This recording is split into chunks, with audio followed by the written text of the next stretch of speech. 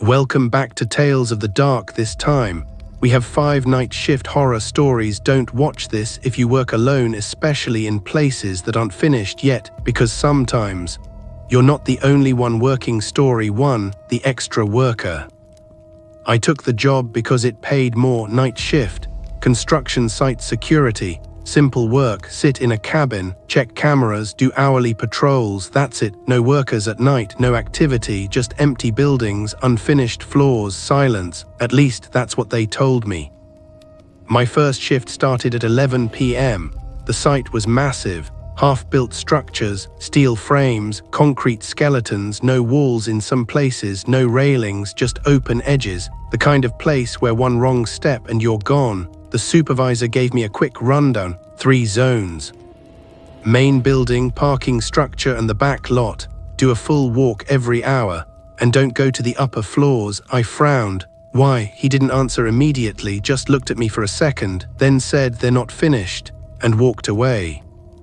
I didn't think much of it at the time. The first hour was normal, checked cameras, everything empty, did a patrol, nothing unusual, just wind moving through open concrete. Metal creaking, distant echoes, the kind of sounds you expect. The second hour, that's when I noticed it. Camera 3. Main building, ground floor, there was someone there, standing near the center, still, not moving. I leaned closer to the screen. What the? There weren't supposed to be workers, not at night. I picked up the radio. Anyone on site? Silence, no response. I checked the other cameras, nothing. Just that one person, standing there. I grabbed my flashlight, stepped out of the cabin, walked toward the building. The closer I got, the quieter it felt. No wind, no sound, just still. I stepped inside, flashlight scanning slowly. Hello, no answer. I moved deeper toward where I saw them, but when I reached the spot, it was empty completely. No footprints, no movement, nothing. My chest tightened slightly. Must have moved. I turned around, started heading back. And that's when I heard it, footsteps behind me, slow, heavy on concrete. I stopped, listened, silence. I turned around, nothing there. The building was empty again. I exhaled slowly. Just echoes. I started walking again, and the footsteps returned, same pace, matching mine, step, step, step. I stopped again. The sound stopped too, perfectly synced. My breathing became uneven because I realized it wasn't echoing. It was copying. I slowly turned my head toward the far side of the building, and that's when I saw it. A figure, standing between 2 pillars, watching me, same posture, same stance, like a mirror but delayed. My chest tightened. Who are you? No response. It didn't move. Didn't react, just stood there, watching, and then it took a step, not toward me, exactly the same direction I had just stepped. My stomach dropped because it wasn't walking freely. It was following me, repeating me like it was learning. The radio crackled suddenly. A voice came through, calm. Flat, you're not alone on site. My heart stopped. Who is this? Silence, then count again. The radio went dead. I looked back at the figure, still there, still watching, and slowly I realized something. There weren't supposed to be any workers, but now there were 2 of us. Some floors aren't ready to be walked on. Some levels don't exist yet.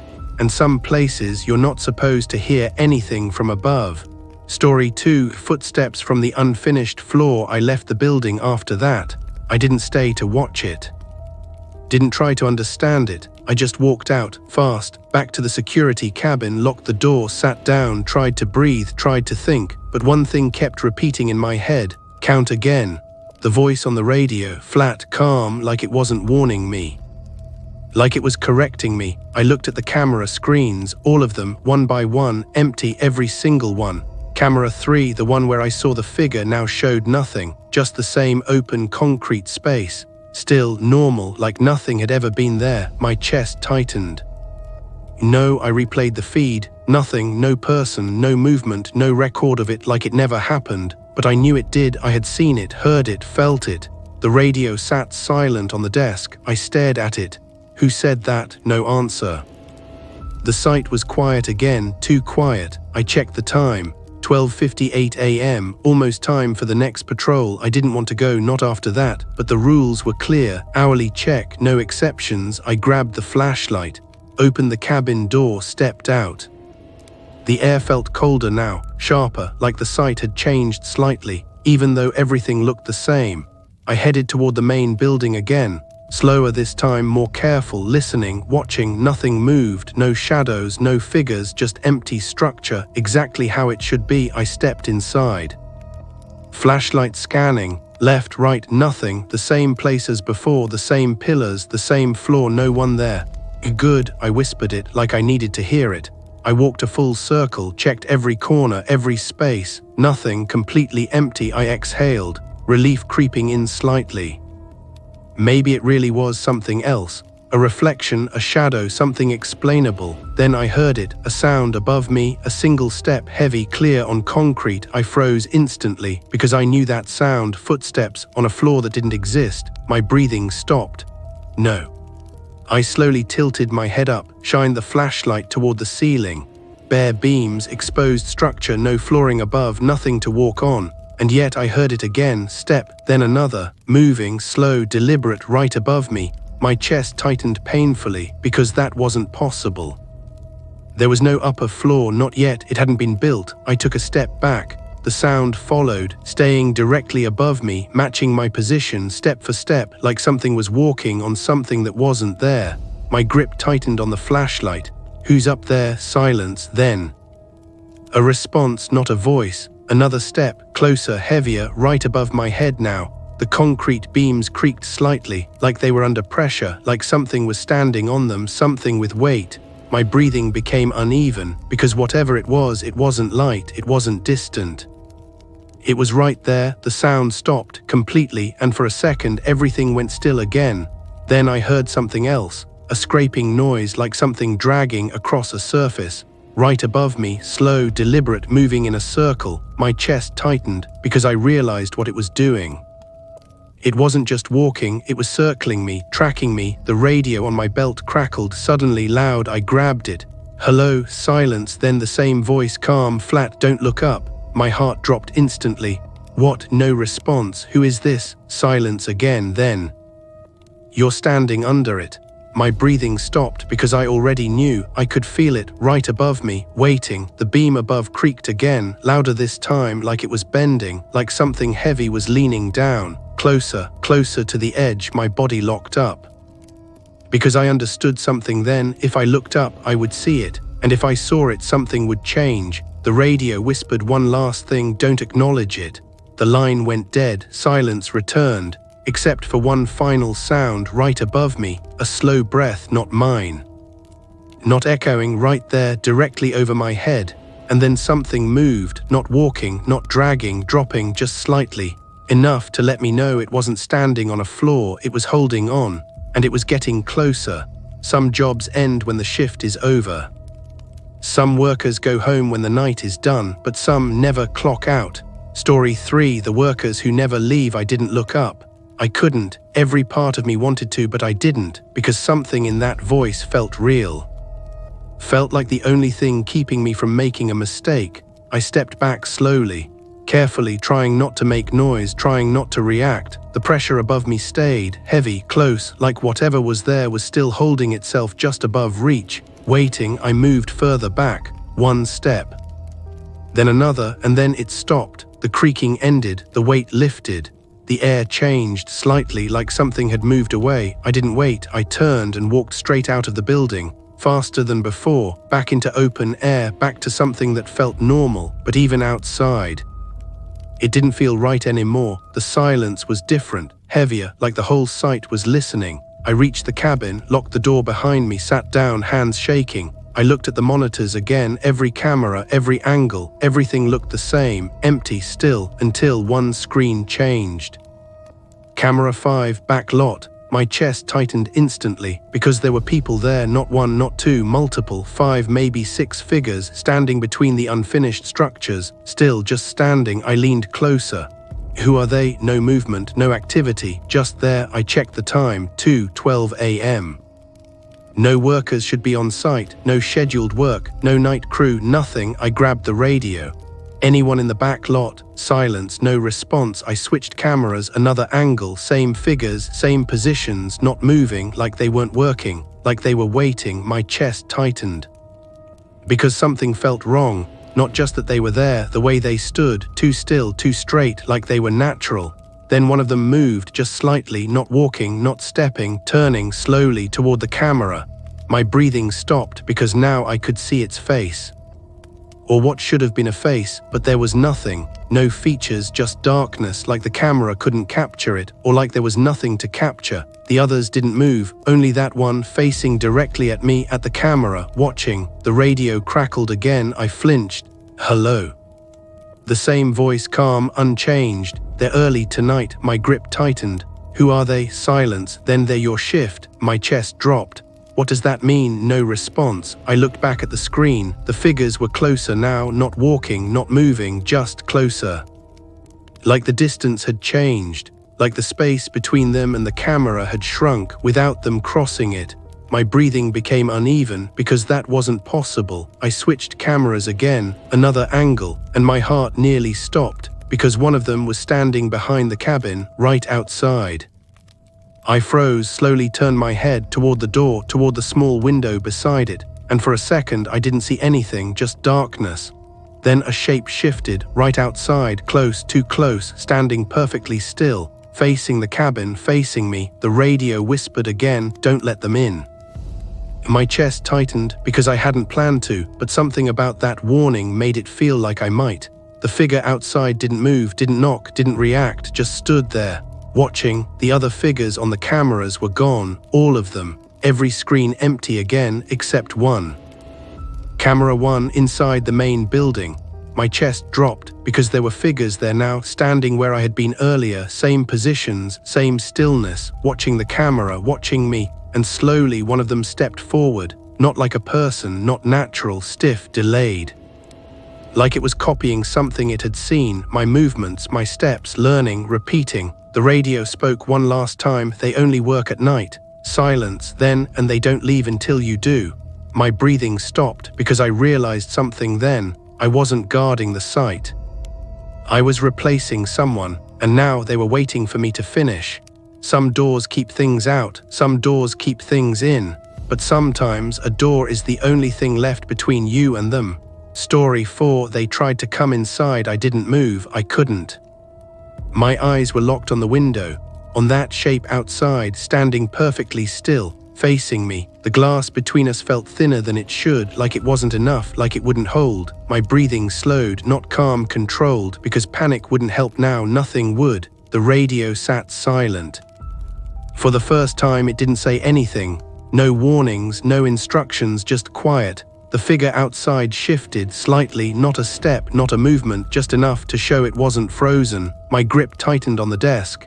"Don't," I whispered it, not sure if I was talking to it or to myself.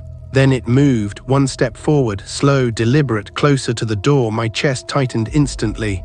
No, another step, closer, and now I could see more of it. The shape wasn't solid, not fully, edges slightly wrong, like it didn't fit itself properly.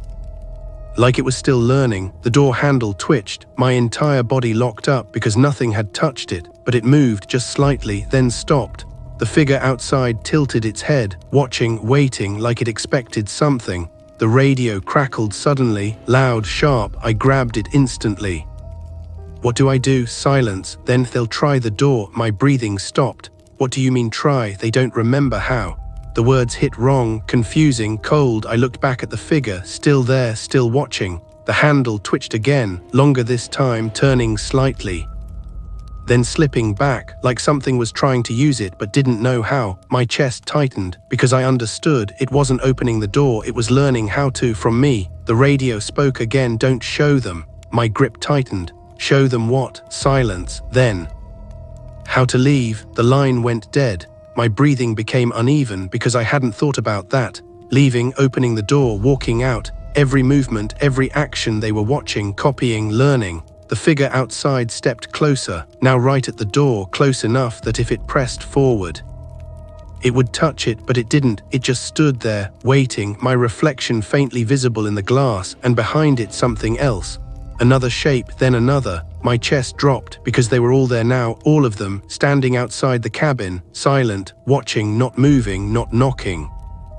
Just waiting. The handle moved again, this time a full turn, halfway, then slipping back, closer, closer to working. My breathing became shallow because it was only a matter of time. The radio crackled one last time. They only need one of you. The words hit instantly. What? No response, just silence. Then, to learn everything. My chest tightened painfully because I understood now.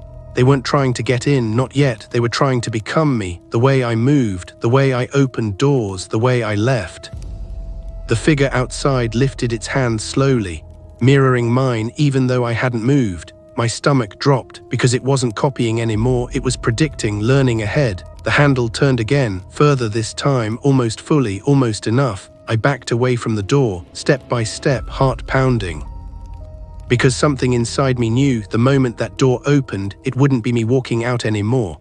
The figure leaned forward slightly, close to the glass now, and for the first time I heard something. A sound, not from the radio, not from outside, from it, a whisper, soft, broken. Open, my chest tightened, because it sounded like me, but wrong, incomplete, like something trying to speak without fully understanding. The handle turned again. This time it didn't slip back, it held locked in position, ready, and the figure smiled, not a human smile, something else. Something that didn't belong on a face. The radio came alive one final time. You stayed too long. The door clicked, unlocked. Some jobs have an end time, some shifts finish when the sun comes up, but some places don't let you leave at all. Story 5, the shift never ends. The lock clicked. Loud, final, and for a moment everything went silent, no movement, no sound, just me standing inside the cabin and them standing outside. Waiting, my breathing slowed, not calm, empty, because deep down I already knew. This wasn't about stopping them, it never was. The handle turned, slow, smooth, perfect, no hesitation anymore, no slipping, no mistakes. They had learned everything. The door opened just slightly, a small gap, darkness spilling through. And in that gap I saw it clearly, not a face, not a person. Just a shape trying to hold itself together, trying to stay human but failing. The door opened wider, and the first one stepped in, slow, controlled, perfect, walking exactly like me. Same pace, same posture, same movements. My chest tightened because it wasn't copying anymore, it had become. It stopped a few steps inside, looking at me or through me. The others didn't rush in. They stayed outside, watching, waiting their turn, like this was a process, like it had rules. The radio crackled one last time. I didn't even reach for it, I just listened. You understand now? The same voice, calm, unchanged. I swallowed. Who are you? Silence. Then I was you. My breathing stopped. The words didn't feel like a lie. They felt like something worse, the truth. My chest tightened painfully. What does that mean? No response. The figure in front of me took another step. Closer, the air around it colder, heavier, like it was pulling something out of the space or out of me. The radio spoke again. I stayed too long. My hands started shaking because I understood the voice, the warnings. The instructions. It wasn't helping me escape. It was guiding the process, preparing me, like someone had done for him, like someone had done for all of them. The figure lifted its hand, slowly, reaching toward me, not aggressive, not violent, just inevitable. I tried to step back. But my body didn't respond, didn't move, like I was already part of it, like I had already crossed the line. The hand touched my chest, and instantly everything changed, not pain, not force, something deeper, like something was being taken or transferred. The space around me flickered, shifted. For a split second, I wasn't in the cabin anymore. I was outside, standing where they had been, looking in, watching myself. My chest tightened, because inside I saw me, standing there, frozen, waiting, and something else standing behind me. The perspective snapped back. I was inside again. But it felt different now, further away, like I wasn't fully there anymore. The figure stepped past me toward the radio, toward the chair, toward the life I had just been living, and sat down, perfectly, naturally, like it belonged there. The radio crackled again, but this time it wasn't for me. New shift started. The figure picked it up, answered calmly, copy, my voice perfect, identical. My chest went cold, because I realized I couldn't feel my body anymore, couldn't feel the ground, couldn't feel anything, except the air outside, the cold, the silence. I looked down and my hands weren't mine anymore.